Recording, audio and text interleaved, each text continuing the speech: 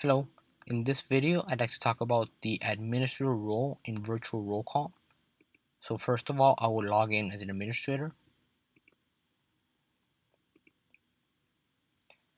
Now the administrator, first of all, can manage users. So as we can see in this screen, the administrator can add a single user. The administrator can fill out these fields and then add one user, or the administrator has the ability to add multiple users with a CSV file. So in this screen, we can see that here we can see the format that is required for the CSV file. So we have a first name, last name, username, password, role. These are the different columns that are required for that CSV file. And then we can also download a sample CSV file to see that format. Now, as an administrator, let's say that I have a valid CSV file with users. Then I can select it here. I can then parse it, and then I will be able to see all the entries that were present in that CSV file. Here I can edit any information. I can change the first name, last name, any information that I want to change before it's added to the database. If everything is fine, then I can proceed. Here I have added all these users to the database. Now if I check this table, I will see that these 3 new users that were in the CSV file are now present in the database. Let's say that I try to add these users again. Then the system will reject it because the system does not allow users to have the same username. Now if I change one of these usernames to something else, then I will be able to add just that user. As you can see here, 1 user was successfully added and 2 users could not be added. So these 2 users, we'd have to change the username, we'd have to change the information in the CSV file to be able to add them. I can also add a single user. I can add, for example, 1 user filling out all the required information. So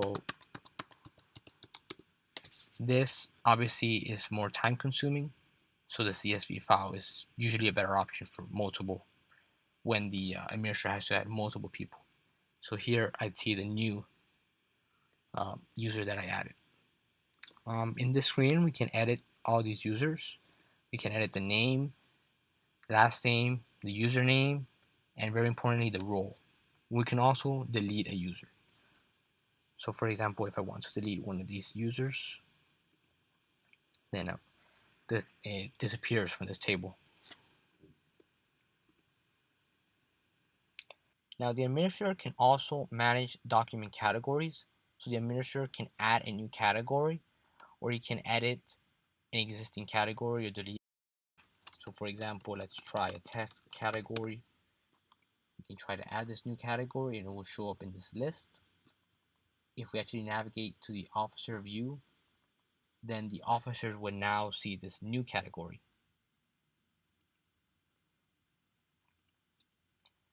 As an administrator, I can also delete that category or edit the information.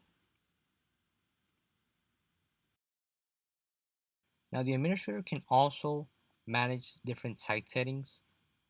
We can change the logo of the application when we start the application. We can change the application name that appears here. We can change the police department name.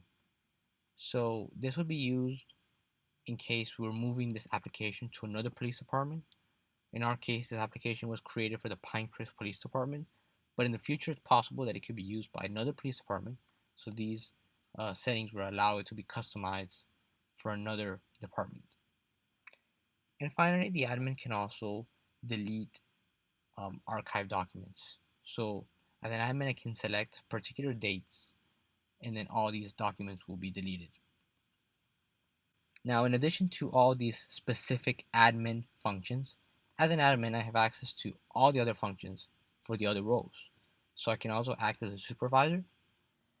So in this supervisor view, I can do everything that a supervisor can do, and I can also be an officer and have access to all the functions available to this role. In addition, I can also change my display mode, and I can change my password. For example, I can change everything, and all the admin screens will be in night mode or day mode. And lastly, of course, I can log out.